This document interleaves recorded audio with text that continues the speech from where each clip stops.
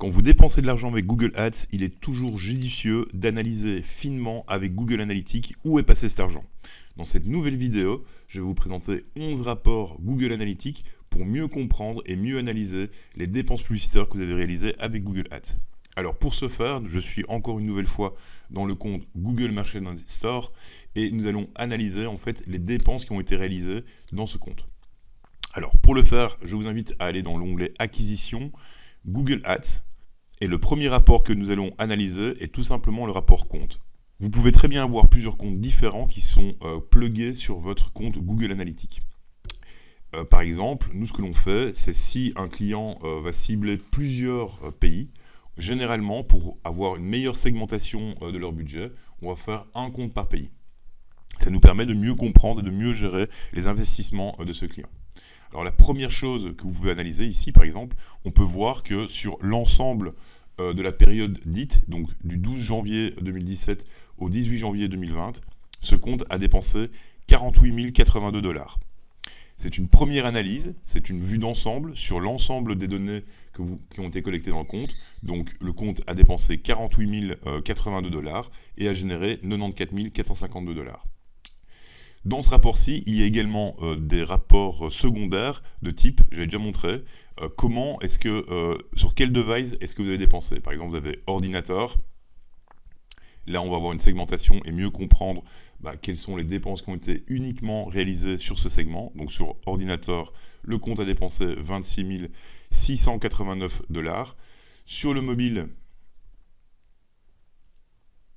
il a dépensé 18 253 $ pour un chiffre d'affaires de 12 484 $. Et sur les tablettes,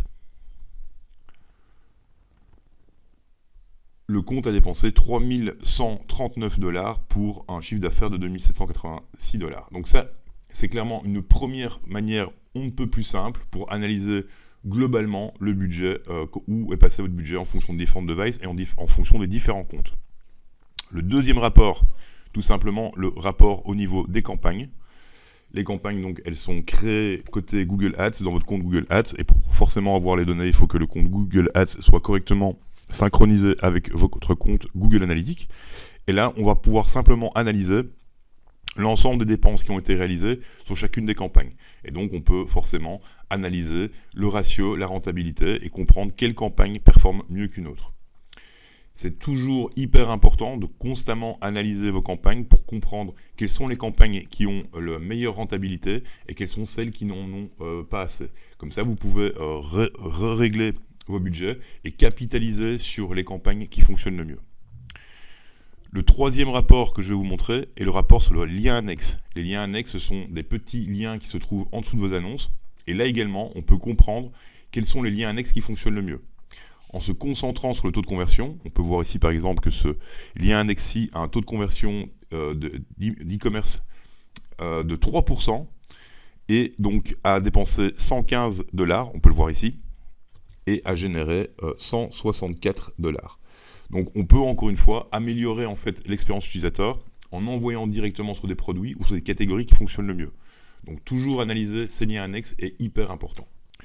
Le quatrième rapport que je vous invite à découvrir est le rapport sur les mots-clés. Alors ça, j'ai déjà fait plusieurs vidéos que vous pouvez retrouver sur ma chaîne où je parle effectivement sur la rentabilité des différents mots-clés.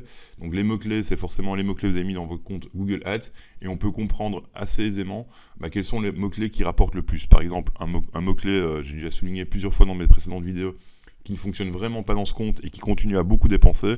YouTuber Merge, 3139 $ de dépenses pour 0 de chiffre d'affaires. Donc clairement, ça c'est une optimisation à faire, c'est analyser les mots-clés pour mieux comprendre quels sont les mots-clés qui performent le mieux, mieux comprendre les mots-clés là où vous dépensez de l'argent et où vous ne faites pas de chiffre d'affaires, ou encore pire, des sessions avec un taux de rebond très élevé ou encore très très courte. Et donc simplement en manipulant vos mots-clés, vous allez pouvoir mieux comprendre et mieux investir de manière beaucoup plus finement. Alors forcément, quand on parle de mots-clés, le cinquième rapport, oui, c'est le rapport sur les requêtes de recherche. Donc globalement, dans votre compte, vous mettez des mots-clés, mais en fait, ce sont des requêtes de recherche qui vont activer ces mots-clés. Donc par exemple, dans le compte ici qu'on a analysé, on a plus ou moins 200-300 mots-clés, mais qui vont générer plus de 4369 requêtes de recherche qui seront liées à ces mots-clés. Et donc vous pouvez encore mieux comprendre en fait la performance de vos mots-clés grâce à une analyse fine de vos requêtes de recherche et faire des optimisations. Par exemple, vous récupérez des requêtes de recherche qu'on n'avait pas mis en mots-clés, les mettre dans vos campagnes pour pouvoir capitaliser sur les requêtes de recherche qui fonctionnent le mieux. Le sixième rapport, que je vous propose de découvrir, ce sont les heures de la journée. Effectivement, dans votre compte Google Ads, vous avez la possibilité de pouvoir diffuser vos campagnes à des moments clés de la journée. Par exemple, est-il nécessaire de diffuser vos campagnes à 4 heures du matin ? Bon, ça c'est une très bonne question. Voir un petit peu la performance que vous avez en fonction des heures de la journée est une très bonne optimisation pour avoir le meilleur rendement au moment où les gens sont plus à même de réaliser un acte d'achat. Le sixième rapport que je vais vous présenter est l'URL de destination. Forcément, quand vous créez des annonces Google Ads, vous devez préciser l'URL de destination. Et si vous voulez comprendre quelles sont les pages qui fonctionnent le mieux, eh bien, ce rapport est fait pour vous. Vous avez dans la première colonne tous les URL de destination, donc où est-ce que les campagnes vont envoyer du trafic, et vous pouvez analyser le taux de conversion pour mieux comprendre les pages qui fonctionnent le mieux. Par exemple, ici, on a des taux de conversion de 2% sur cette page, qui est représentée ici. On a dépensé 855 $ pour un chiffre généré de 2600. Par rapport à ce compte-ci, le ratio est assez bon, et donc on pourrait forcément capitaliser sur ce type de page de destination, donc augmenter le budget pour avoir un meilleur rendement et capitaliser toujours sur ce qui fonctionne le mieux.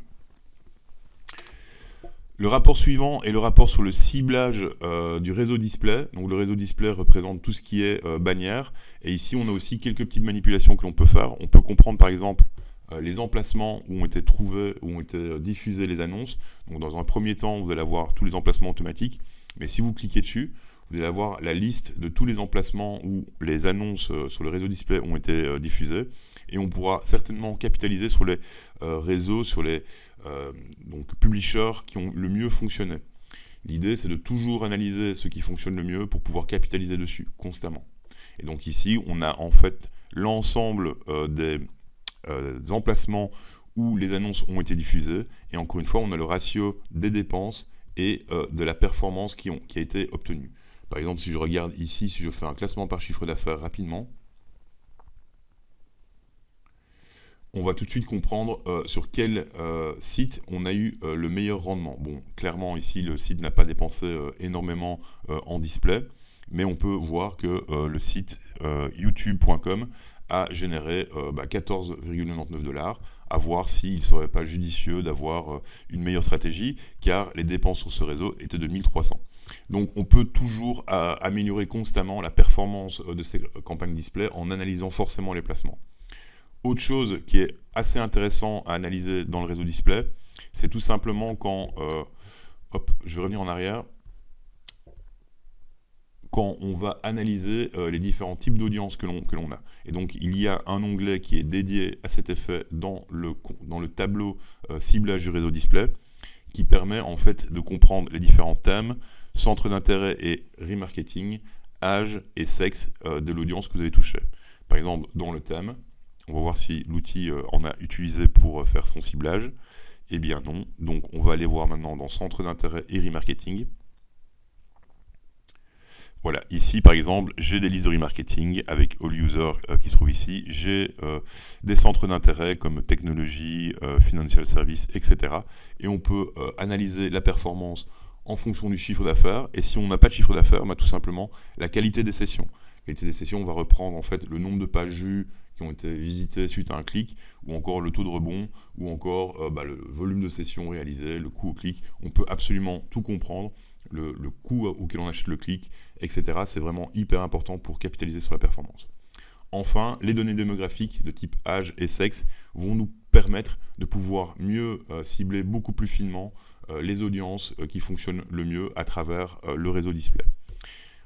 Apparemment ici, ils n'ont pas utilisé de segmentation à ce niveau, et donc on n'a pas les données dedans, mais si vous le faites, vous allez pouvoir clairement analyser beaucoup plus finement quelles sont les différentes données démographiques qui vous permettent de mieux fonctionner.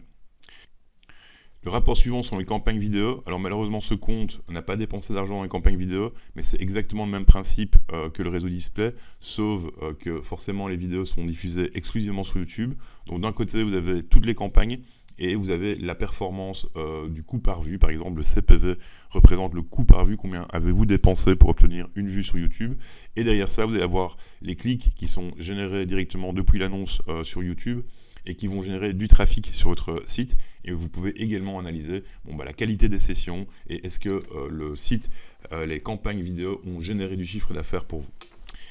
Le rapport suivant sont les rapports sur les campagnes shopping. Donc, campagnes shopping, ce sont effectivement des campagnes qui sont diffusées dans le réseau search, dans le réseau de recherche de Google. Ce sont des annonces qui sont composées d'une image, d'un prix et d'une URL de destination.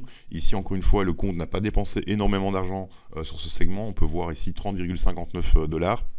Cependant, il est toujours, encore une fois, très judicieux de comprendre la performance de ces campagnes. Et donc, vous allez avoir toute une série d'informations, comme on peut retrouver dans les campagnes search traditionnelles, avec le nombre d'utilisateurs, le nombre de sessions, le taux de rebond global des campagnes, le nombre de pages vues. On peut voir ici, par exemple, que par rapport à la moyenne globale du site, le nombre de pages vues est juste excellent. Donc c'est certainement un segment que Google devrait augmenter pour améliorer la performance du site Google Merchandise Store.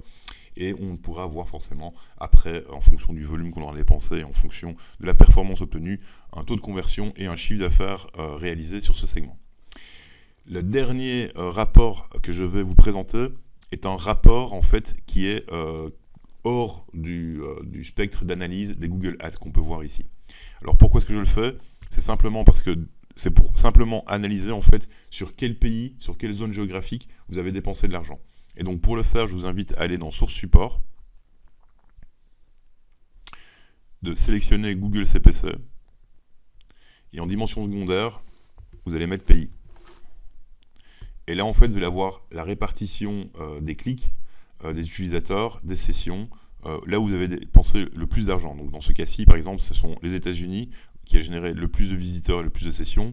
Donc clairement, le budget est orienté sur les États-Unis, mais on peut voir que d'autres pays ont clairement été impactés par les campagnes, comme par exemple l'Ukraine, l'Irak, le Canada, United Kingdom, le Brésil, l'Inde, l'Indonésie et l'Arabie Saoudite. Et donc, est-ce que, par exemple, est-ce qu'il est judicieux d'avoir 899 utilisateurs d'Arabie Saoudite qui ont généré des clics, à savoir que peut-être qu'il serait plus judicieux d'avoir un site qui est optimisé pour la langue, optimisé pour les personnes que l'on cible, et donc tout ça, ça vous permet de mieux comprendre où est passé votre argent. L'idée de ces vidéos, forcément, c'est de vous aider à mieux investir dans un outil de tel Google Ads, de pouvoir toujours mieux comprendre comment est-ce qu'on peut optimiser la performance, mieux comprendre où est passé votre argent tout simplement lorsque vous faites des investissements dans ce type d'outils, et de pouvoir toujours capitaliser sur ce qui fonctionne le mieux. Voilà, nous sommes arrivés à la fin de cette vidéo. C'était vraiment un plaisir de vous présenter ces 11 rapports sur Google Ads, sur comment mieux dépenser son argent à travers Google Ads et l'analyser avec Google Analytics. Je vous dis merci de m'avoir suivi jusqu'ici. N'hésitez pas à vous abonner à ma chaîne YouTube. N'hésitez pas à partager, à commenter, à me poser des questions. C'est toujours un plaisir pour moi d'y répondre. On se retrouve dimanche prochain pour une nouvelle vidéo des Dimanches Analytiques. Merci, c'était Georges.